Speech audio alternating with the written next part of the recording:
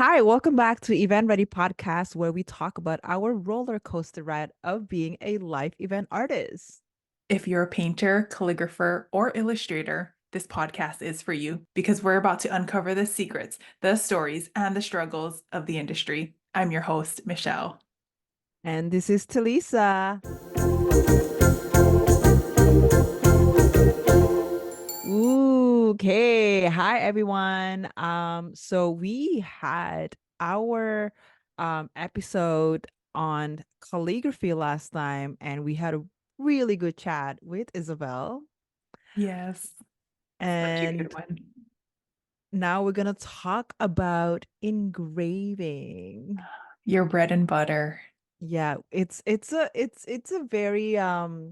very natural path of every calligrapher. They started to do engraving because it just makes sense. Right? Yeah. But before we get into that, we do want to announce that we finally have an Instagram page, right? Woo! 7 episodes later. Um, Okay, honestly, we were kind of scared of starting a new commitment of Mhm. managing another Instagram, but we decided we should. Like, Mhm. okay, because we got our ducks in a row now. Yep. So now we have Instagram. It's called Event Ready Pod. So that's all in one word. So follow us on Instagram. If you have any questions, if you want any feedback, if you want to give us any tips or like sorry, not I mean if you want to give any ideas of what you want us to cover, you can DM us in that Event Ready Pod Instagram. Yes, I'll link it down below so you can just click that and it'll take you straight there. Yeah. Yay. Yay. All right. So Okay, let's get into engraving. this. Talisa, Mm-hmm. what is the tea? Ooh, okay. So the T is good engraving comes from good calligraphy. Ooh, So the more that you practice calligraphy intentionally with the goal of improving your script, the better your engraving will be. ooh, I love that. Yeah. I And I love can that. promise you that. Yes. Yeah. Um, well, for this engraving episode specifically, we are talking about calligraphy engraving. Um, we're not gonna talk about illustrative engraving. Mhm, So, because I think most clients, when they inquire engraving, it's always for the reason of personalizing, like writing someone's name or like some message. It's mhm, rarely ever a client asks you for events specifically, hey, can you do illustrative engraving? That's rarely ever happened, mhm. right? Right. And then if you're doing illustrative engraving, they're probably going to ask you to write their name on it. Yeah, it's always a name. Like people Mhm, immediately think engraving, it's a name or like mhm. some words. That's what specifically mostly we're going to be talking about. Okay, so now that we got the T, let's talk about some examples and executions. Mhm. So we're going to start off with Talisa's journey. Let's hear about how you got into this. Okay, so in 2019, early 2019, I believe, sometime in 2019, I had a client wanted some wine glasses to be personalized for her bridal party. At that time, I knew about what engraving was, but no one was really talking about it. Nobody had really had any no one was giving any information, right? Mhm, So so what I did was I was letting the client know that, listen, I I I think that it needs to be engraved because if I were to personalize it by the vinyl, like the Cricut, mhm. it won't be like a permanent solution. It was just gonna be temporary and it's gonna like easily peel off, right? Right, just a And I sticker. told her, exactly. So I told her like I know that I need to engrave it, but I don't know how. I need to figure out. I need to like do some research. Are you willing to wait? And then because her wedding date was gonna be like so much later, she was willing to wait. So I did some research. There was nothing around. I had to try so many keywords and Google it up. And then I came across a store that sells a drill. Um, but before that, I actually started using Dremel, and Dremel had like this hand engraving thing, but it was terrible because the RPM was too low and it was just not ergonomic. So I It's wanted so something. bulky. It's actually smaller. The So it's smaller like the one. smaller one. Mhm. Um, but like you have to keep pressing it for it to drill. Mm-mm. So obviously that's not a Right. sustainable solution, right? Mhm. Um, so I wanted something better. I started to so I asked so I talked to this person who sells the drill, and Mhm. then I got on like a Zoom call with him, and he was showing me like all the tools that I needed, like the burr and like whatnot. So and then I asked him like how many burrs do you think I need? Like how many what how many items I can engrave using one diamond, round diamond burr. And he told me it was like maybe about 20 words, like 6 wine glasses and whatnot. I'm like, Mhm. okay. Um, so I got the stuff and it was like in the States, and I think it was like $500. That includes No. That- because I'm in Canada, Mhm. the stuff is in America. It's called thumb drill. Okay. Um, it ended up being $500 500 Canadian dollars because of the dollar exchange as well Mhm. as the duty fee that I had to pay. It was like Mhm. over 100. Oh my gosh. So And it this is adds up. 500 Canadian. So it's 500 Canadian. Oh, that's But a I think it lot. was like 300 or Mhm. 270 USD. But then Mhm. again, But you that's know, right. And you it still don't know sucks. how to use it yet. I had no idea. I just like I took my chance. Right. Um, and then I got it and I start playing with it. I'm like, wow, this is so much smoother than the Dremel. Like, and Mhm.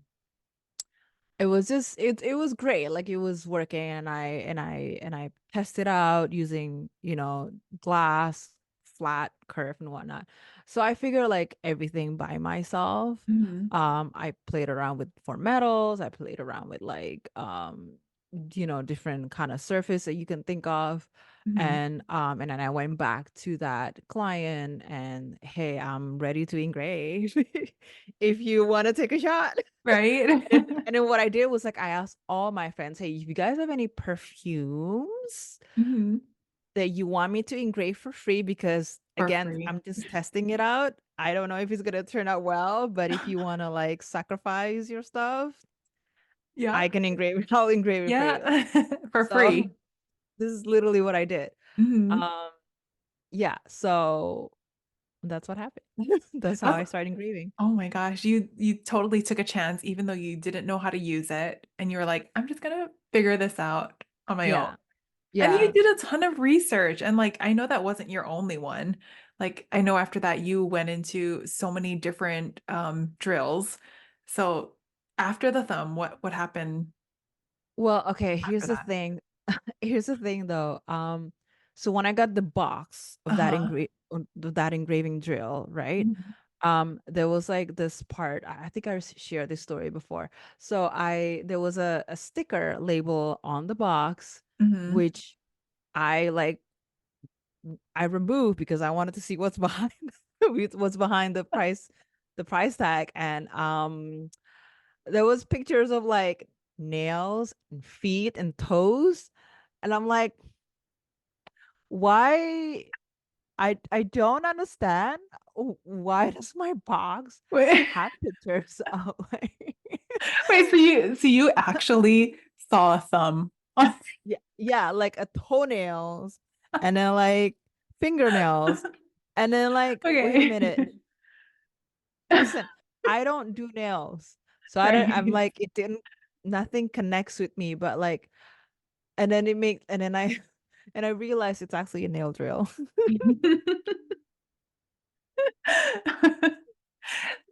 Good Yeah. research.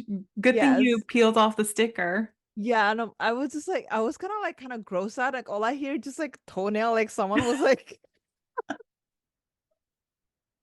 I and I'm don't like, like yeah. So, toes. so then I looked up on Amazon, like I Mhm, like look up, nail drill, like 35,000 RPM at least. And there were tons of options, like mhm, thousands of them. And I realized that this drill is something that anyone can have access to anywhere in the world. If mhm, there's any nail salon in your countries, I'm pretty sure whenever you have nails, you can find nail salons. That mhm. means you can find nail drills. The only thing that you need is that and a round diamond burr. Ooh, So, so and then a anybody could gilding get it. wax. Yeah. Yeah. Like it was just, it's like, it's something like, like literally every drill that you've seen engravers have been doing Mhm. using, like they're all basically nail drills. Even if they call it engraving Right. drill, they are nail drills. It's just multi-purpose. It is. Like, That's I pretty good. mean, I don't see anything wrong using a tool from another, industry, Mhm. right? They're all multi-use. Like we use Yeah. a lot of So different things. it's just a rotary machine. That's what it It is, is. right? It just at Mhm. the certain rotations per minute, and then you plug in your burr that fits into the handpiece. Right. The That's all you Dremel is need. the same idea, but It's except the this one same is it's brushless, right? Yeah. Actually, I don't know if thumb is brushes. I think it is brushes. They don't Mhm.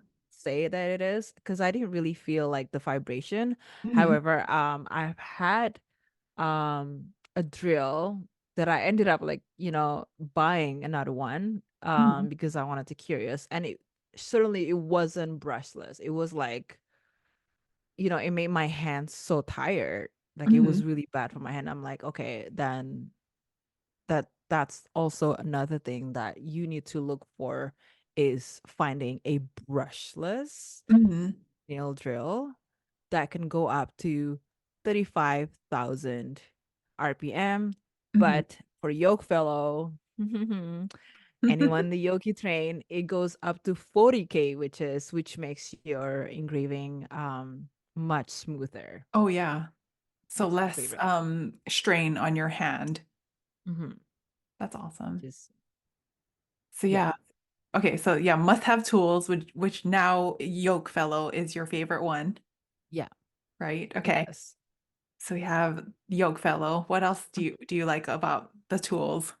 Well, okay, so the yoke fellow is also like another thing that because my thumb wasn't working anymore and I had Mhm. another one, it stopped working. And I feel like you have to change the drill if you engrave as much as I do, because I engrave so much. Mhm. Change it every 1 year.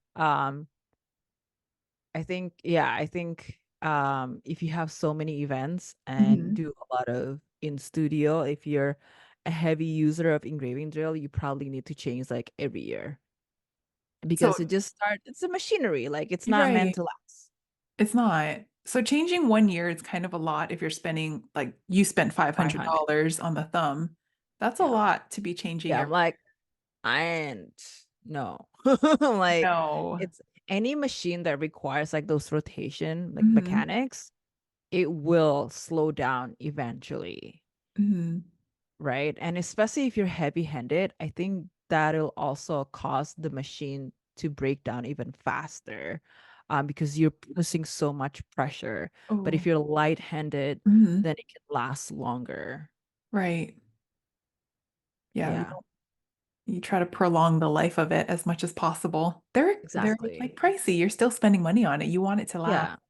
Yeah. And like when you're engraving on site, you don't want to Mhm. just bring one. You want to make sure that you have at least two drills with you Right. that are Mhm. working perfectly fine. Mhm. Always test it out before you go, like the night before, or like, make sure that they're rotating and at the right speed.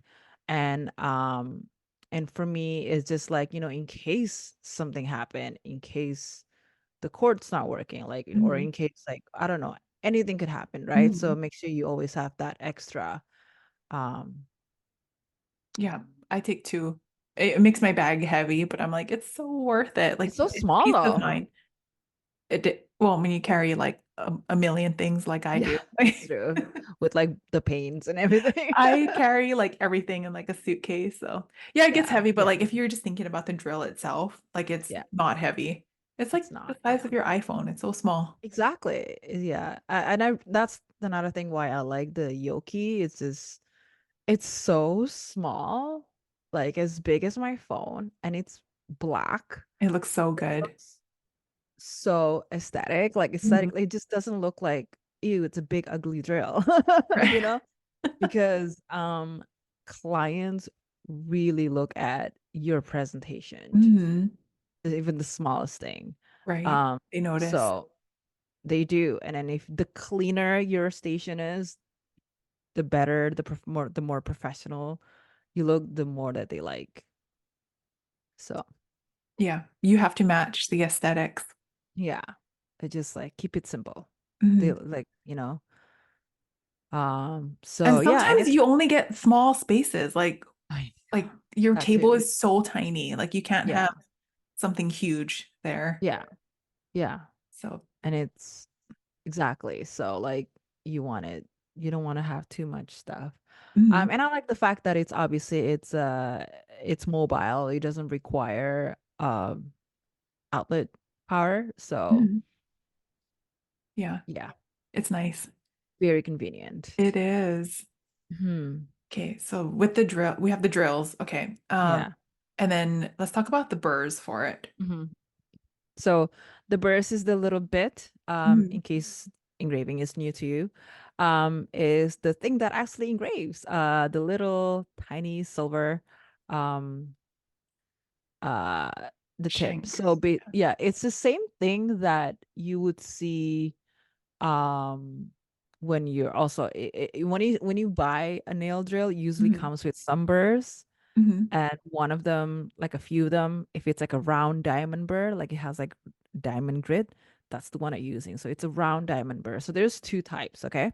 So one with the longer Mhm. shank, sorry, and one with tiny one. The tiny one is actually for dentists, so it's a Mhm. dental drill. You would see that in dental office. I prefer the long one because if I use the long one, it doesn't require me to use a sleeve, because it just fits exactly right into the handpiece. So the sleeve is because it's Yeah, the you know um it. the dental one is too small. Yeah, because it's Okay. the tiny one, so you Mhm. need a sleeve for that. Mhm. And I find that I mean it's okay if you like it, but I find that to me it's a stressor for me, because it's just so tiny, you could easily lose it. Mhm. I think it's like $12 or something for that sleeve. And Oh my.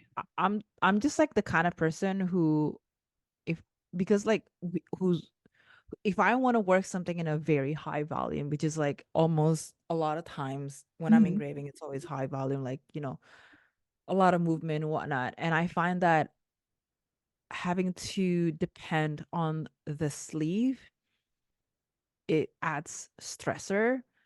Like in case if I lose it, I won't be able to use the drill at all. Mhm. So I remove that stressor and get myself used to using the longer shaft, the longer shang.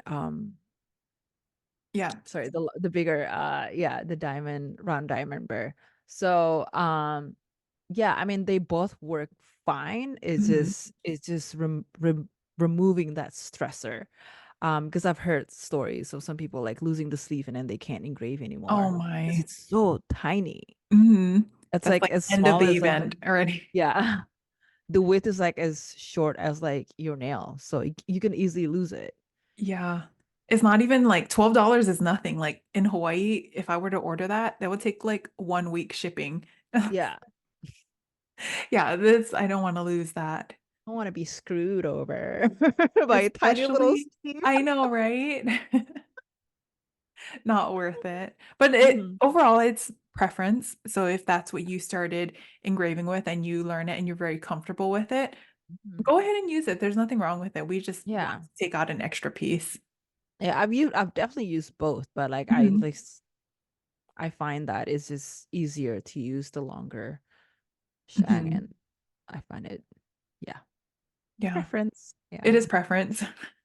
And because when you're there, you have so much things on your table already. Mhm, And I feel mhm. like when I switch it out, it's so fast. Like I'm like, take it out, put the new one back in, twist it, and then ready to go. Like I don't want to deal with anything else. And I used to have Yeah. nails, so that kind of would prevent me to like take out something small. God, that's hard. I Like, know I have like claws and my on-site claws. yeah. Aesthetics. Mhm. But yeah. Okay, that's okay. So we have the drill, we have the burrs, and then what else do we need for the The engraving? gilding Oh, wax. the gilding wax, yes. Mhm. Okay, let's talk about the gilding wax. Okay, Mhm. so I used to use rub and buff, but I switched to Gilder's wax paste. Okay. Um, one of the reasons is the rub and buff is a tube, right? It comes in a tube. So which means that you need a cotton bud and a cotton pad to apply. So you need a cotton bud Mhm. to take out the to pick the wax from the Mhm. tube and then apply it onto the engraved surface. Mhm. And then you use a cotton pad to remove the excess to like buff it up, right? The buffing duty. And I find that extra step slows me down. So Mhm. now I use the Gilder's wax paste because it comes in a jar um and the consistency is like good enough. Like it's not too soft and it's not too hard Mhm. that I can just use a cotton pad, tap it like like lightly on, Mhm. and then and then and then buff the engraved surface right away. So it's like one less step to do. You're all about being efficient. You're Yeah, I mean when you do so many like high volumes, Mhm. every like even like 2 seconds of saving time, Mhm. that would mean a lot if you have to do like 50, 20 Oh, things, right.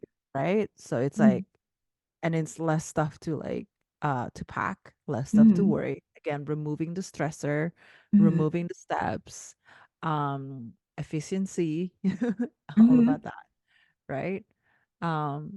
Yeah. Makes sense. I I've tried both. I actually the Gilder's wax, it doesn't smell as chemically as Hmm. the other The one. rub and buff. Yeah. The rub and buff, it smells like I can like even though you're on site and you're wearing a mask, I can like smell it through that. And sometimes it makes me a little bit dizzy.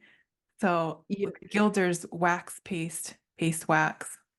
Sorry for what was wax space. wax paste. Yeah, that one Yeah. it has no smell. I can even use it at home too, like for projects.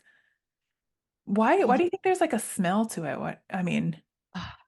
I don't know, but the rub and buff, the packaging has a Mhm. lot of health warning signs You mentioned on the that in back one of of your it. reels before. I've mentioned it so many times. I I you mentioned it did. to my, yeah, I actually I don't recommend ever to add rub and buff on to any drinkware, even if it's not close to the mouth. Mhm. Because they could still put it in a dishwasher with the heat and everything that could like spread. I don't know. I'm the dishwasher, so I don't know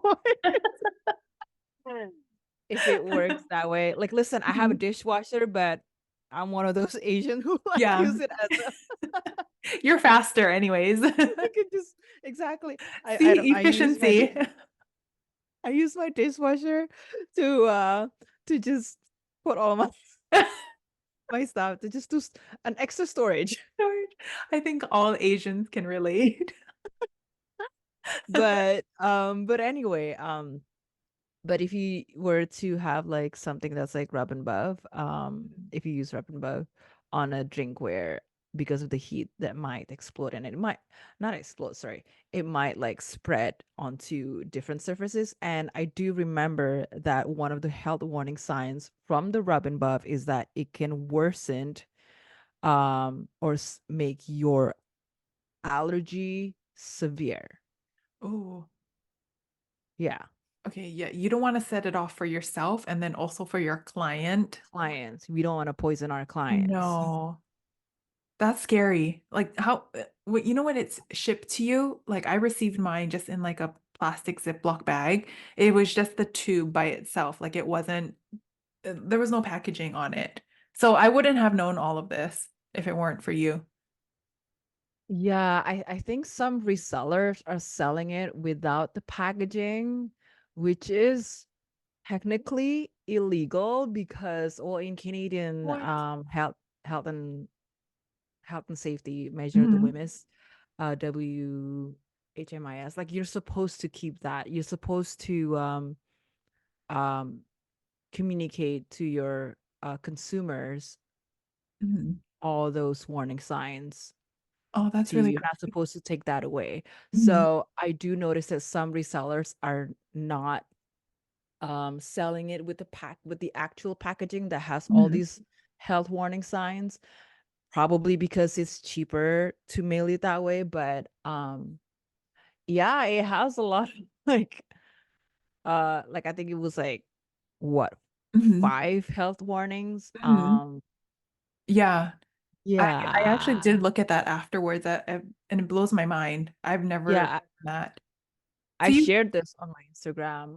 I remember You that. can see all of that. Hmm. So All it's a those good messages. rule of thumb just to like not put it on any sort of drinkware, like anything that Mhm. will touch your food. Yeah. I mean, so because you Yeah. can't do that, like, do you tell your clients like, Oh, yes. Yeah. Because yeah. sometimes some clients are like, oh, can we have colors? And I'm like, no, it's because it's not safe. It's Mhm. not food safe. Right, So, and sometimes some engraving is just meant to like, especially if it's like a clear um wine glass, like I don't think it needs to be added color. Like it looks right. pretty as it is, with Mhm. that subtlety. And plus if even if you don't wash it and put it in the dishwasher, if you wash it with hand, it's gonna oxidize and it's gonna turn green. It's gonna look Oh, ugly. Do we want okay. that? No, we No, don't. no. I like green, but not there. Not the oxidation green. Not that shade. Okay, so yeah, keep it away from water. Don't put it on any sort of like drinkware, foodware. Yeah. Yeah, okay. Just to be safe. Okay. So we Hmm. have those. Anything else for any other tools that you Um, like? I draft when I engrave, Mhm. especially if it's like an, an expensive an expensive bottle or like perfume, I always have to draft. Mhm. Um, and I like to use the plastic nib micron. I don't know if Mhm. you it's an archival ink, so it's Mhm. micron, but then the tip has like um it's plastic nib. So the lid, you know how like it has like it shows like either it's like different sizes or Mhm. like different types, whether it's like brush and whatnot. It will say letters PN. So it comes with different colors. Um, I do like the PN Mhm. micron to draft because we tend to engrave a lot of like curved surfaces. So it's just easier to write with something where you don't have to write straight, like down straight, like the other Okay. micron. You know what I'm talking Uh-huh. about? Yeah, I Um, actually have the wrong one, so I definitely know what you're talking about. I have the one that has the different sizes, like it's point 0.5 or something on the mhm, cap. It's the wrong one, but yeah. it's still micron. I still use it. I mean, But it could still work. It's just like you have mm, to write straight, and it's kind of annoying if you have a very yeah, curved because sometimes surface. you want to like rig like all the way tilted instead of writing Exactly. straight up and Yeah, down. and it's just also more comfortable too, right? To write like Yeah. sideways, like the same way that you would be engraving Mhm. or writing with a brush pen or whatnot. Right. Hmm. Some people use brush pen. I think that's fine too, but Yeah. I like my engraving to be thin. Mhm. So that's why I like to use the plastic knit micron. That's a preference thing for you. It's a preference thing. Like you could Mhm. literally use anything.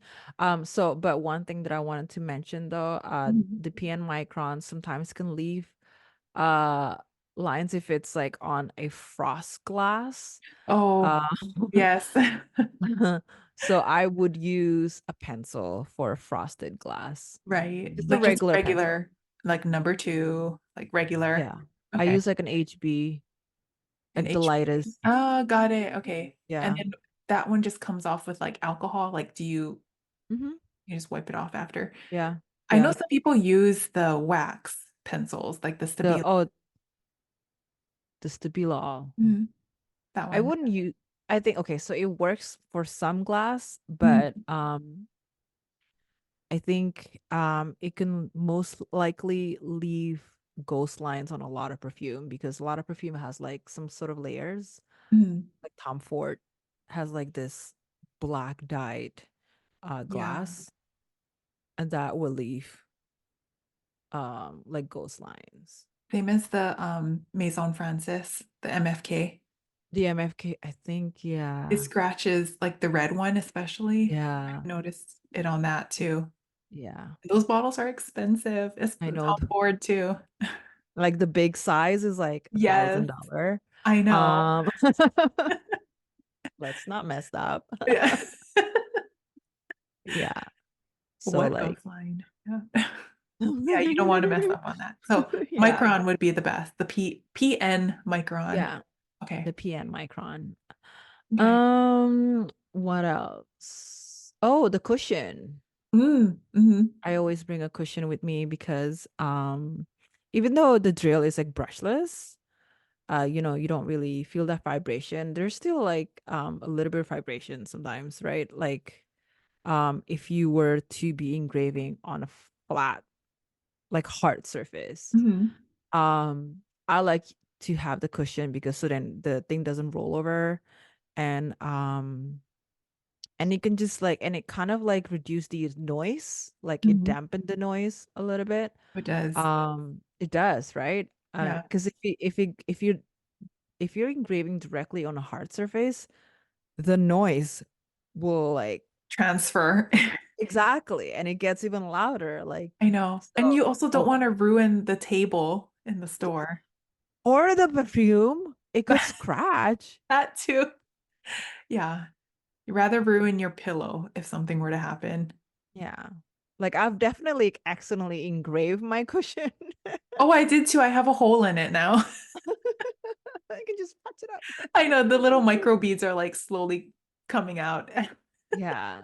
So those are my must-have tools for Mhm. engraving, Okay. like at the most minimum. Right. And this is like the things that you use constantly. This is all the things you bring on site and use at Hmm. home. So Yeah. Yeah. it's Talisa approved. Jump onto the yoke fellow train. Yes. All right. So let's get into the live event fun stuff. Um, Hmm. I, when you're like at an event and it's so busy, but then you also have events that are not so busy. Like, Hmm. how do you know the appropriate quantity per hour? Okay. I think someone asked that question when Uh-huh. I posted um a sticker, like an AMA sticker, like ask me Mhm. anything. Um, so we can answer that. Uh-huh. Um, so when it comes to so that comes from like managing your volume. Hmm. I don't think there's a set number of quantity per hour because it really depending on one, the surface, Hmm. whether you need to add gilding wax. or not. Because if it's metal, you don't have to, right? So that might reduce the half of the time. Mhm. Um, and also the size and then the requests.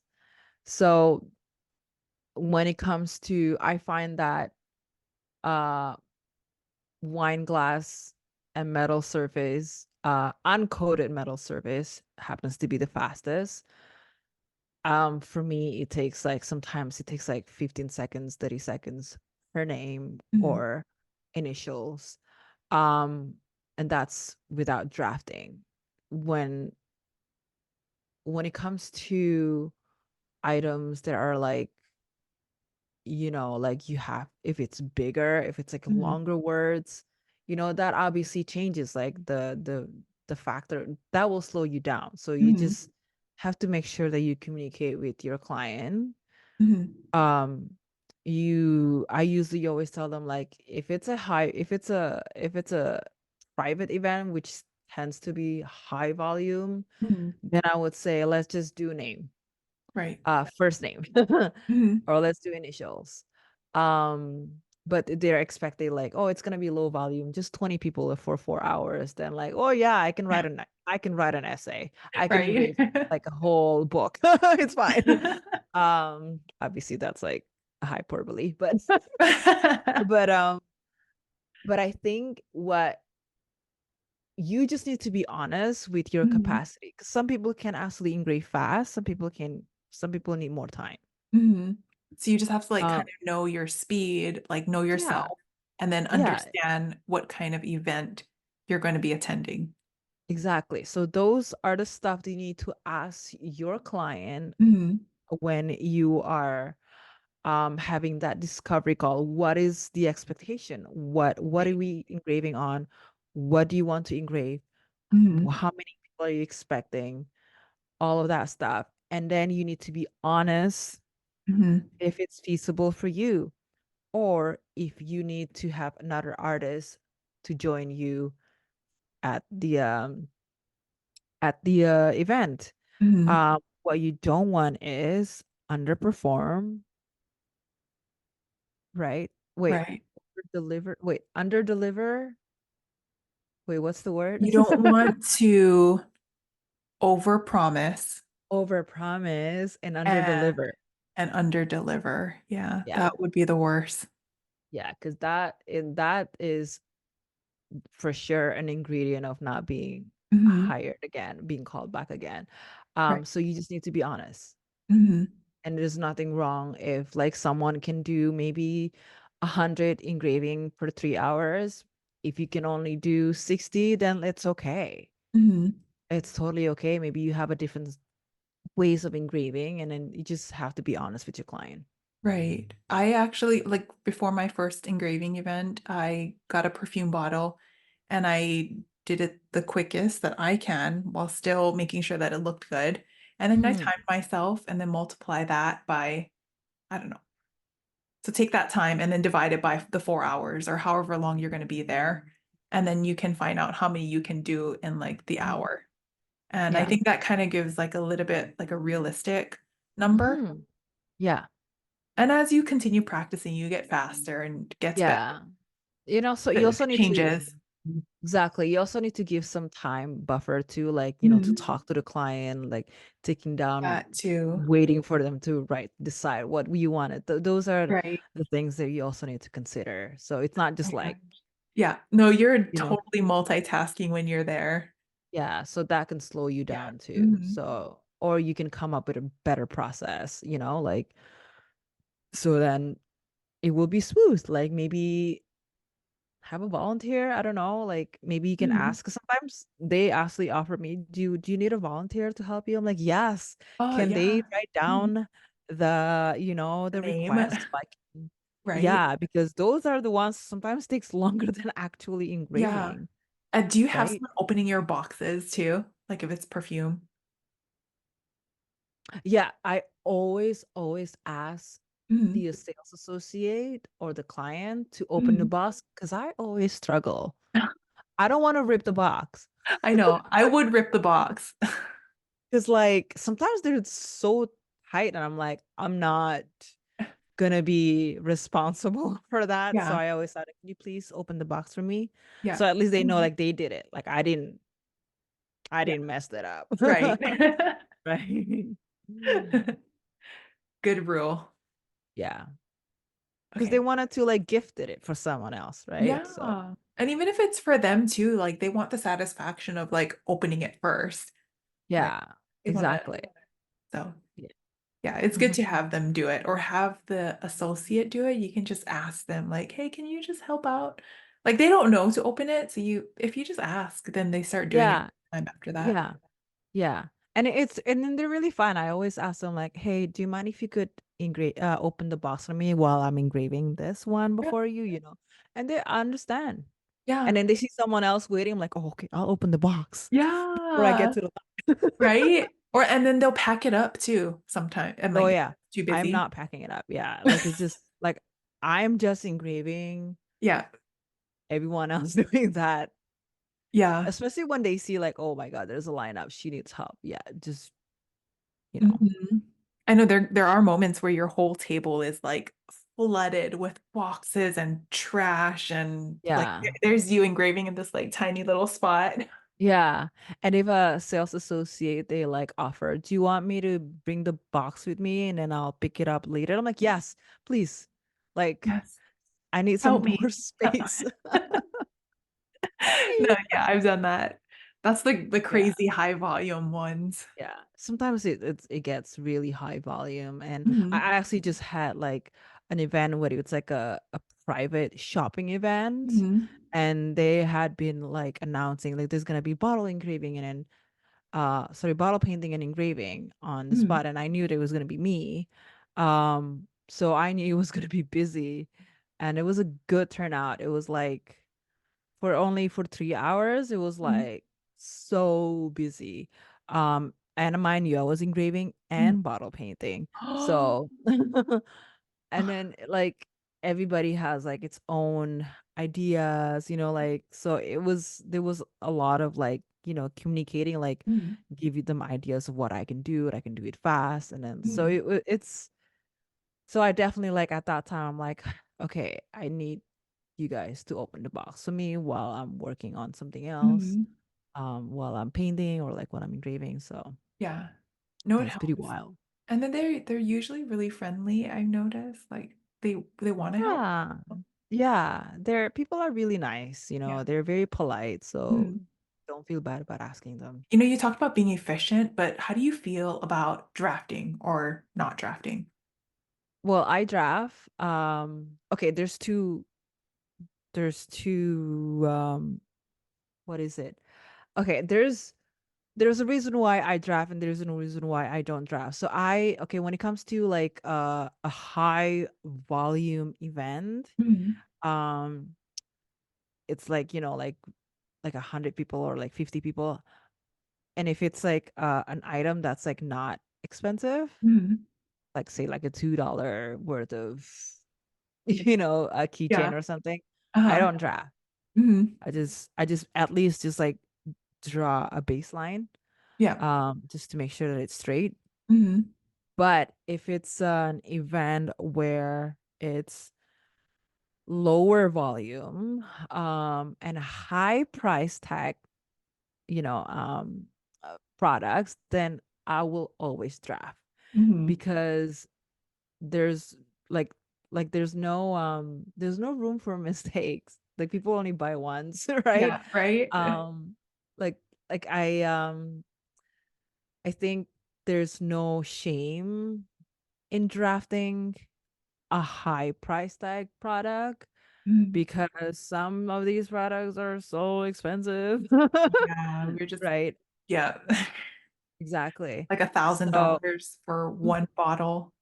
yeah, and like I prefer not to know. Sometimes they Yeah. tell me after. I'm like, "Ooh, I'm glad you didn't tell me that." Okay, so you have like the high volume and then you have low volume, but like what happens if you like accidentally make a mistake? Or did you ever make a mistake on it? I've made a mistake once, yes. What do you It was do? like How do you fix it? I think I think it was on like a $200 worth of perfume. Mm. Yeah. I meant to engrave mother of the groom, Mhm. but even the drafting part, I wrote mother of the bride because they were looking at my example Mhm. that says mother of the bride, but it's like they Mhm. wanted to be mother of the groom. And I guess I was like too fast in listening. I Uh-huh. ended up writing that in the note, mother of the bride. Oh, So, okay. That, I was like, yeah, oh my God. Obviously, I couldn't yeah. fix it because like Mhm. right was written so big. It was like engraved really big. I'm like, and at that time, I I didn't start painting yet Mhm. because I would have painted it over, like, create some design after. Right, right. But but like this time I only had my engraving, so I was honest. I talked to the store manager. I made a mistake. Mhm. Like I engrave right and I'm supposed to write mother of the groom. Mhm. Um I don't know what to do. And then they're like, "Oh, that's okay. We're just gonna use that as a sample, Oh my as a tester." gosh. I'm like, Oh "Okay." my gosh, you're saved. Oh my gosh. It's so lucky. Yeah, But that and they doesn't still happen hire like me. all the time. Yeah. Oh my gosh. Yeah. So like it's not like the funny thing, Mhm. the funny thing is that I think well, I don't know, but everyone else, I'm trying to be very as careful as possible when it comes to engraving by drafting, right? But I've seen like a machine like done when I was at like this one store where they just started using machine, and then the associate was like they made mistakes like two times. They're like, Okay. "Oh, just use another bottle." I'm like, What? "You're just..." Like they can just get a new one like so easily? I'm like, "How many like that is costing a lot." I know. And they can just Yeah. grab another one like it's so easy for them. Yeah. Okay, well, that makes sense. So they can't, I'm pretty sure it's a user error, but right. like I But still guess you, I mean, even though they can, it doesn't mean that you should rely on that. exactly. I feel like yeah. Yeah, because I messed up once and they told me that I couldn't change it out.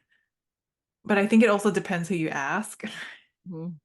And yeah, I didn't change, I couldn't change it. So luckily I was able to just like, I don't even remember. I think I wiped it out of my like subconscious. But but What like happened? I don't, okay, so I think it was supposed to be like an H, but I think I made it a T. So it's Oh, still kind of like similar, but I like it was a Tom Ford bottle, so they told me I oh couldn't shit. change it. Um, and then because I messed up so badly, they said, okay, you cannot change it out. You just have to deal with it. So I was painting at the time, so I kind Uh-huh. of like painted over Yeah. the T area, like the line. And then I sort of like made the line into like a curve and then came back down and then squeezed in a little like hump at the bottom. And it was just, and then I tried to hide it by like only putting the wax on like the H area. Uh-huh. So it was like just, it was a nightmare and I felt so bad. Like I think my hand was shaking at that time too. But luckily I was painting. Like the great thing about paint is you can just cover these things up. Yeah.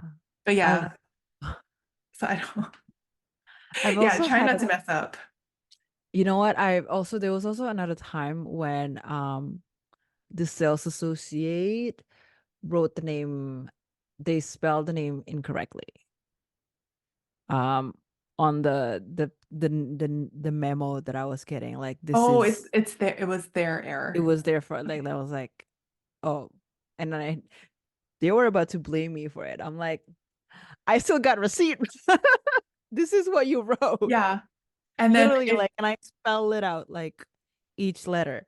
And I'm right, like, so oh God, I made a mistake. Can you fix it? What do you think? if it's their error, do they get you another one? I mean, I don't think I had to redo it. I think they just, I don't know. I don't know how they dealt with it. mhm. Um, because I didn't ended up like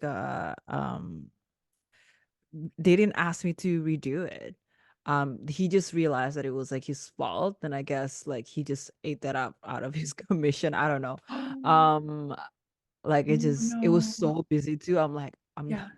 but like, I think I guess this is also related to the next episode's topic about Mhm. bottle is that like you can cover a mistake if you know how to Right. paint. Right. Uh, Right. right? Yeah. It's multi-purpose. Mhm.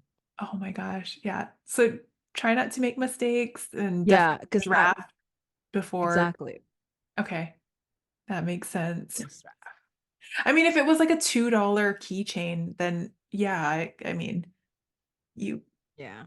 probably get another one. But Yeah. I know. Like I know we talk about in our calligraphy episode, we talk about like, yeah, we don't draft when we do calligraphy, but like paper Mhm. is like what, 210 Yeah. bucks. Hmm. Um, it's okay to make mistake on like calligraphy, but like Yeah. engraving, it's like look at the price tag first of what you're engraving. Right. There's no shame. It There's no. doesn't make you any less professional. If Mhm. anything, it would make you look unprofessional if you don't draft and then you made a mistake like repeatedly. Right. If you made so many mistakes because you don't draft, then it will make you look unprofessional. So, That is true, actually. Yeah. It's better that way. Just draft. Just be safe. You don't want to have any mistakes. yeah. Mhm. It's a little bit embarrassing. Okay, it's Okay. human being, right? It happens. Yeah. So when you're drafting, is there like a certain kind of like a calligraphy style that you like better? I tend to use Spencerian because I find that to be the fastest, most intuitive. And I've done different scripts before. When I started, I use like bouncy lettering, which is like a modern calligraphy style. And I found that I felt that some people are questioning the letters when it's modern. It's like, is that an S? Is that a J? Like, Oh. Mhm. um, because there's just not used to the bounce. It was just not Mhm. as intuitive. Mhm. And also it was taking a lot of space. And also I decided to learn Spencerian much later in my, calligraphy journey. Mhm. I actually literally I pick up Spencerian for engraving specifically. Oh, specifically. So this is that's another thing that like I want to be able to work Mhm. effectively. So Mhm. Spencerian, obviously, this is kind of like it's mostly monoline. You just add some swells on the capitals and some of the letters. So it's faster, like because the angle is like more angle, the degree is Mhm. more angle. Um, so I don't have to add weight on every single down turn, the strokes. So that's why I started picking up Spencerian. But before that, I had modern calligraphy, and then I found that it was like taking so much space. Like bouncy Mhm. lettering takes a lot of space, and Mhm. it's not easy to read to a lot of people. It's just not as intuitive. And then like copperplate is great, it's beautiful, but then again, you add the weight Yeah. because of the Mhm. full calligraphy. And then That takes time. Spencerian, it just like it's fast, and it's Is also like it's any gender friendly. it really is. Yeah. I learned Spencerian because of you. You said it was fast, Hmm. and I was like, okay, I want to be fast. I should learn that. So that was Yeah. my first traditional script. Yeah. And it And it it works. and it's just I feel like also another thing with Spencerian because it's like, it's mostly like thin lines Mhm. when you're doing, actual calligraphy Mhm. with the pointed pen and the nib and everything. Um, you train yourself to be light-handed Mhm. from that script. Right. And when you're engraving, you're also light-handed. So that also means that when you're being light-handed, you can be more sustainable with your engraving. You can Mhm. engraving longer, you don't get fatigue. Ooh, Um, so because you don't have that death grip of like being heavy-handed. you don't want that. Yeah. Yeah. Don't you have clients that ask you, like, "Isn't your hand sore?" Yeah, all the time, girl. Like I would be engraving for like 4 hours and I'm like, oh Uh-huh. my God, your poor hand. I'm like, my hands are fine. Yeah. But my back, honey. Not so well. And the neck. Yeah, exactly. Because Yeah. I have a terrible posture. Like Yeah. Mhm. which calligrapher who like has a I good know posture? we're all like this, What? just hunched over. You gotta do some stretches. No, yeah. Yeah, but yeah, that's the reason why I prefer the Spencerian for Mhm. engraving. That makes sense, and Yeah. it looks so elegant too. And honestly, again, it's a personal preference. Mhm. I have my reasons why I like to use it. It doesn't mean that it's the right way to do Mhm. it. Okay, so like I just don't want people to think it's like, ah, she's dissing on other script. I'm not. It's just my preference. Like, you've just been sharing your preferences this whole entire Yeah. time, like, Yeah. what you found works for you, and then that's Mm.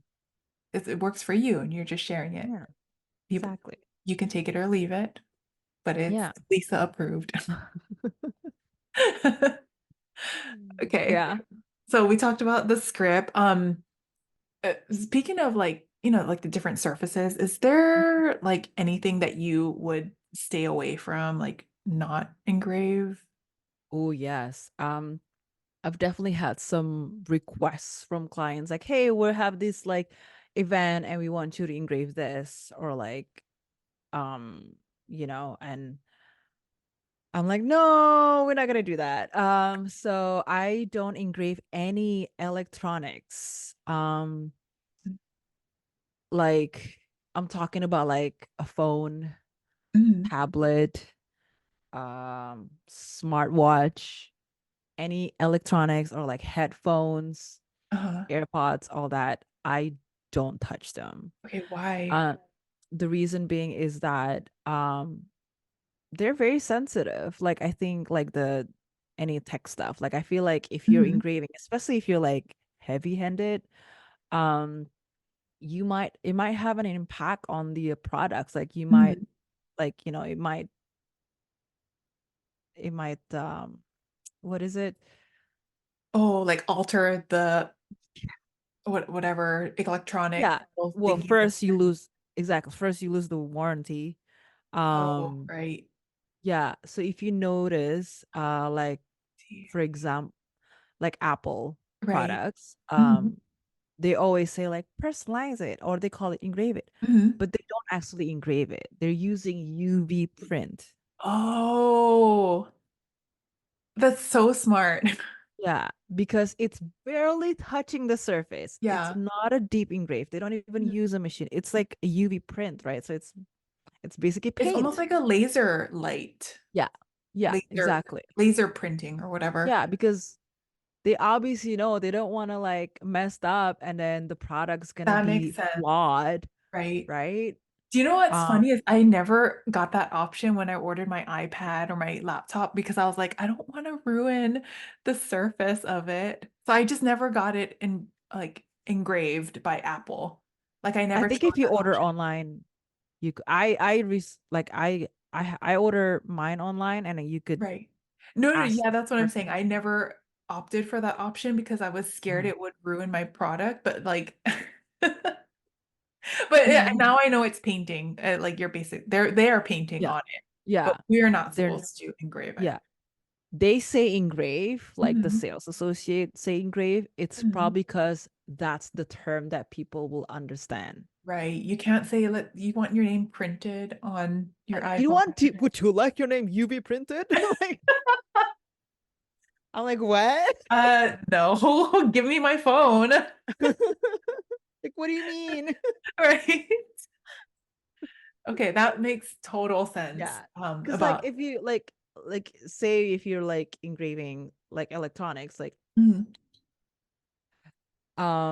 like a headphone or something, if Mhm. you engrave it, that can for sure have an impact on the quality. Like you might as well throw it on the wall. Like you might Oh, ended up getting buzzes and then you can lose the warranty, so you can't mhm. return it. If there's any issue, you can't do anything about it. And like earphones are like so sensitive. I've actually had to Oh my gosh. return warranty like 2 times because you're just Mhm. getting buzzes, and I'm very careful with my AirPods. Oh So my like gosh. it's just stay away from any Yeah, technology. for sure. Okay. Yeah. I didn't even think And about that. So if you get a request and they ask you to engrave some sort of electronic, what do you mhm. tell them? well, I would ask them like if there's an alternative. Can we do the cover? Can we do Mhm. like, an iPad cover? Or can we do something else? But I'm not touching in Mhm. any um any electronics. Okay. Also pressurized bottles. I think most Mhm. engravers know this.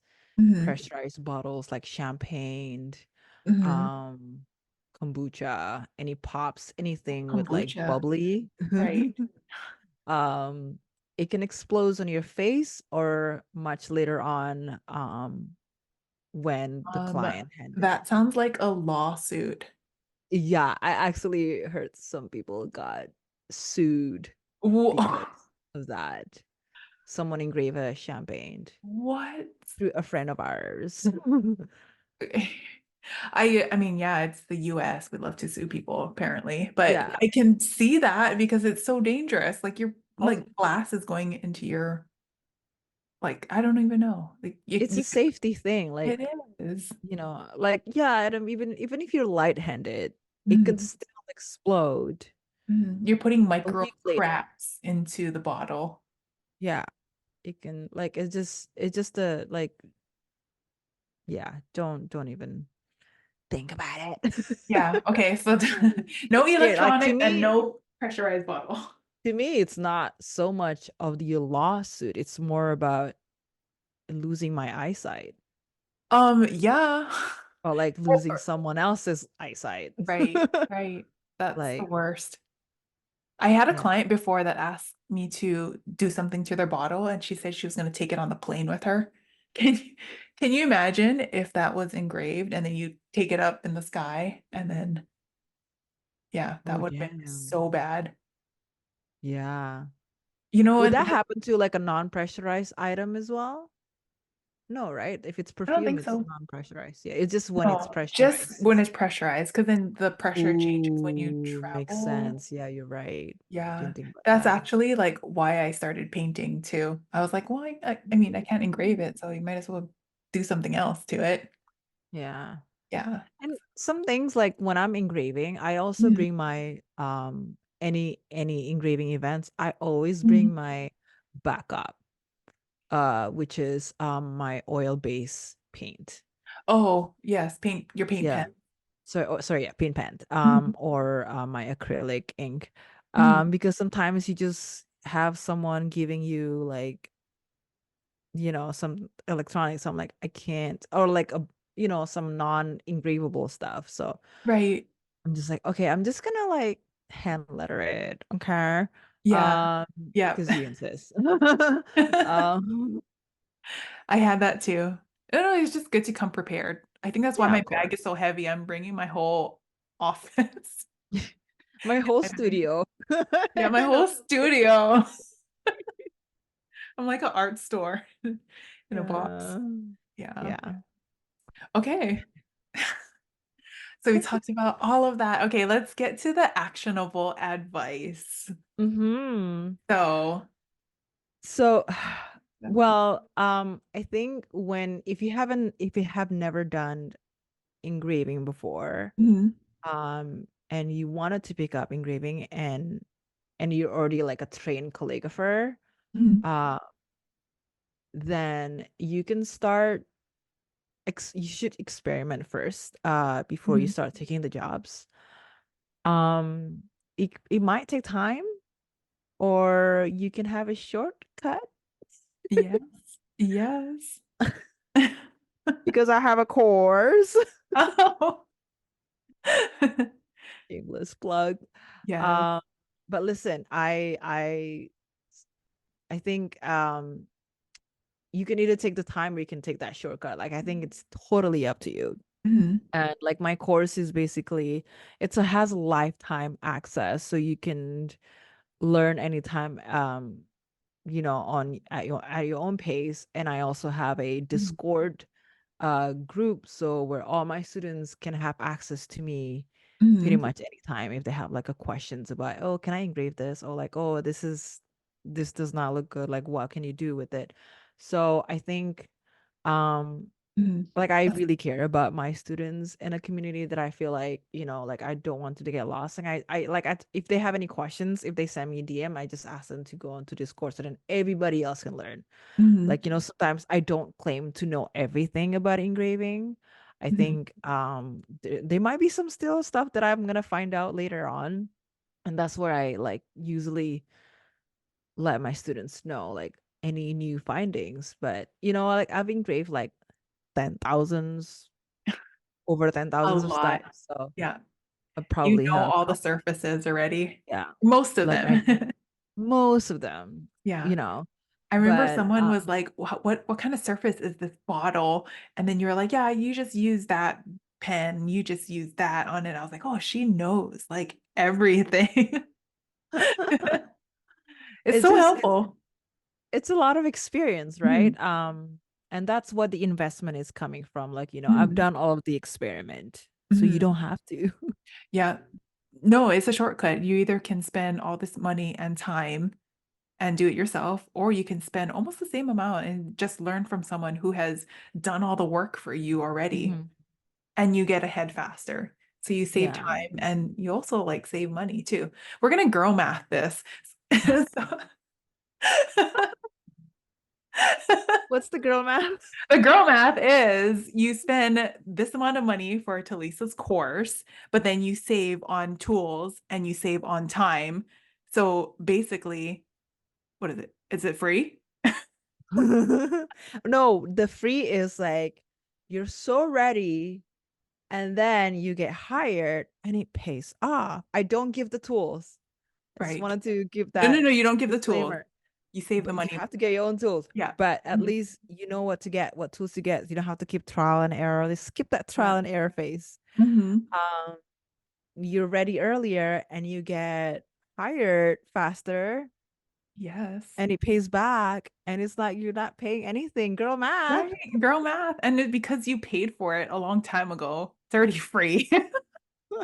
It's basically it's paying back. It's basically paid back already. So yeah. And then the lifetime access, like you continuously update it. Um, Yeah, I actually just and update something new I know, I today. saw that. It's so helpful because things are always changing. And then also sometimes you want to like refresh your memory on something. And I always want to be able to go back in there and like, oh, what did she say this RPM for this type of surface? Okay, got it. Instead of like, having to email you, I can just go and find it myself. Mhm. And you also have stuff on foiling and the wood burning. So that was super helpful. Pyrography. Yeah. Pyrography, yeah. You're like the only one that has all that information all in one course. So it's so Mhm. helpful. Yeah, I actually added pyrography as a bonus. I can't Mhm, talk anymore. Bonus module because when you're in the engraving industry, mhm, you will be asked to engrave something like wood. And mhm. I'm like, that makes sense to just add it add it Mm. on, like as opposed to using a drill, it would make more sense to use a, a wood burner, Mhm. right? Because it's wood. Well, not all wood can be like, again, those stuff are like in the course, what you can burn and whatnot. And it just makes sense. And I actually, some of my events are like also foiling, which is I like to use the pyrography. Uh, so it's just all in there and Mhm. leather. Oh, Uh, yeah, leather too. use, yeah, Everything. yeah. Oh, Not to be done with a drill because it's gonna no. look ugly. Yes. Um, yeah, Okay. so yeah. All right. To Lisa's Um, course. hey, it's Okay. there, so it's totally up to you. So I mean, yeah, we have a great community Mhm. there. And yeah, I check my Discord every day. Well, at my own capacity, obviously. So Mhm. but Mhm. I'm there a lot. So Yeah. the No. second advice that I want to give is I did talk about being light-handed. Mhm. So when I say being light-handed, it's something that you have to train your hand Mhm. from being heavy-handed to light-handed. So it's not an overnight thing. It's not something that's like, okay, I'm gonna try to do light. It doesn't work that way. You Mhm. actually need to um it requires you to train your fine muscle memory. So this will take some Mhm. time to Mhm. do. So my advice to become a light-handed, if you're a heavy-handed, I Mhm. would say start picking up calligraphy with flex nibs, Mhm. like like using the Hunt 101 or the Leonard principle nib, Mhm. and try to write thin consistently. Ooh. Um, so you might think that you're light-handed, but then when you start using those and it's Mhm. not thin enough, then you're probably not light-handed enough. So Mhm. that again, it takes time. It can take months. It took me months Mhm. for sure. Yep. Um, it's an investment of time. And you might as well, improve your calligraphy at Yeah. the same time, right?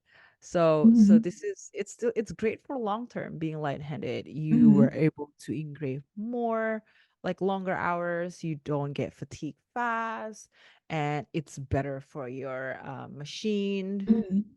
And it's also it makes your engraving look so much smoother when you're a light engraver, Mhm. light-handed.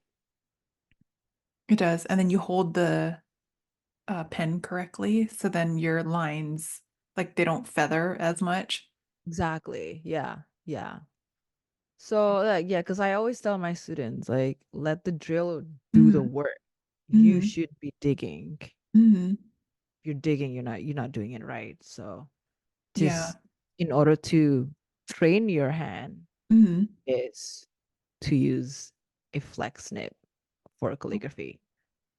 And I found when I was learning Spencerian, like, you need to have those super hairline So, strokes, and then you're yeah, using a super flexible nib, like the ones that you mentioned. Like, you yeah. are forced to lift your hand up a little bit or, like, take some Mhm, pressure off of it, mhm. and then that translates to the engraving and how you hold it, and like everything that you just said, it comes out better. You last longer, and Yeah, longevity of your machine. exactly. Your machine and your body and your And your hand body. Yes, and your your hand. hand, the most important part. Yeah, yeah. And it's faster too. That too. Mhm. Okay. Yeah. Okay, so before we actually end, we Mhm. actually got a lot of questions on when I posted um the AMA stickers, like Ask Me Anything Mhm. stickers, when we wanted to get some questions from people about calligraphy, Mhm. but some of these questions are actually engraving related. So we're gonna answer those questions. Yes. Okay. Okay. All right, so we went through that. Someone asked, do you ever need an assistant for buffing duty? So I don't ever, but you could. You could definitely hire like your husband, your wife, Mhm. your brother, Yeah. your sister, if you want to, but Mhm. I never actually have to. But again, this is a personal choice. But it actually it's not a bad idea now that I think Yeah. about it. Yeah. And you're spending time with your husband or wife or whoever, Yeah, your friend. yeah. Yeah. But the husband has to watch the kids, so that's kind of like, Oh, it doesn't yeah. work. Maybe when my kid is a bit older. Yeah. But yeah, I never use an assistant. Mhm. But if I were to do that, I'd have to make sure that assistant is trained to do so. Mhm. Right. Um, and yeah, that's actually not a bad idea. Imagine if you're getting like a gig when it's like traveling Yeah. gig, and I'm like, Mhm. I need to bring my assistant. And then that assistant is the buffing duty. And it's like a Yes. free traveling. Yes. Paid with love. Yeah. Yeah, I'm like, not a bad idea. I like that idea. Right. Right. Um, but I personally don't use an assistant because I can manage it myself. Mhm.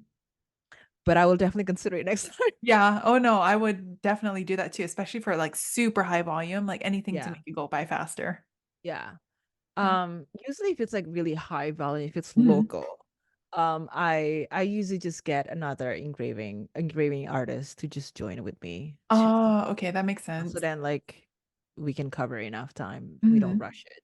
So you both are Um, engraving and doing yeah. like, okay, that makes sense. Yeah. And then it's like, like you're sharing the gig with Right. someone, if the client have the budget, why Mhm. not? Right? Mhm. Then having an assistant. Mhm. Yeah. Makes sense. So, yeah. Okay. All right, next question.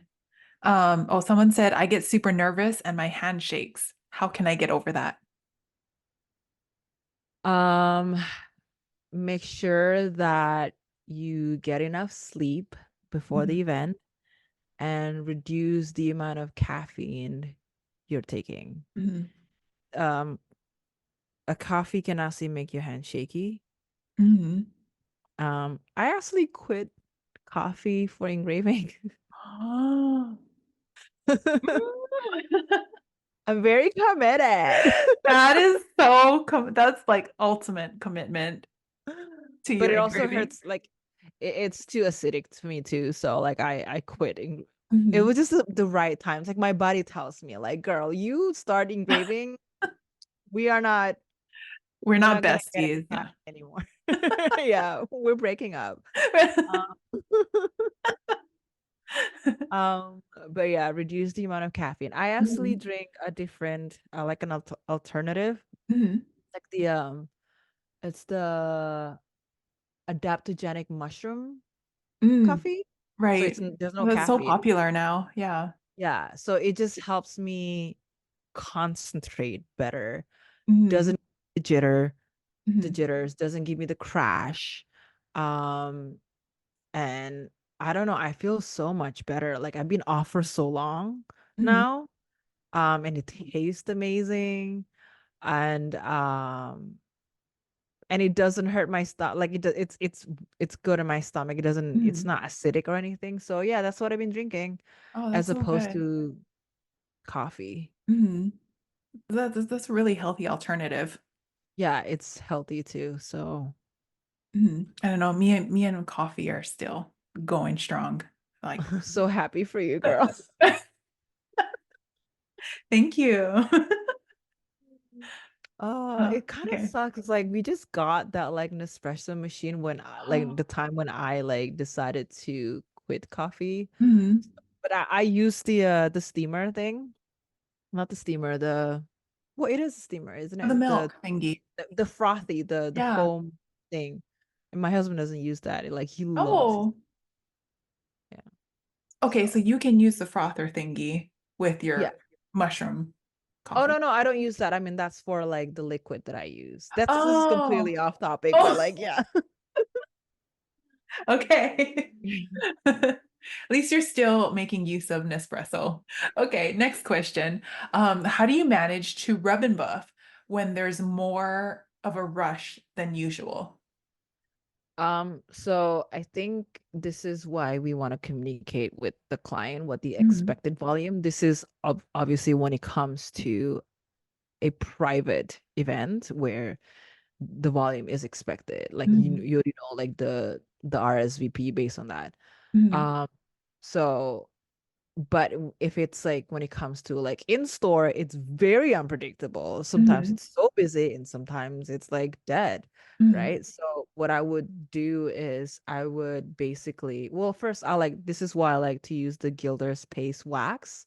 Um, because it's like it's a one less step than the Mhm. rub and buff. But at the time where you feel like there's way too much, you can absolutely communicate with your customers and the Mhm. sales associate on the floor Mhm. that I only have 45 minutes left and I have 20 bottles on my table.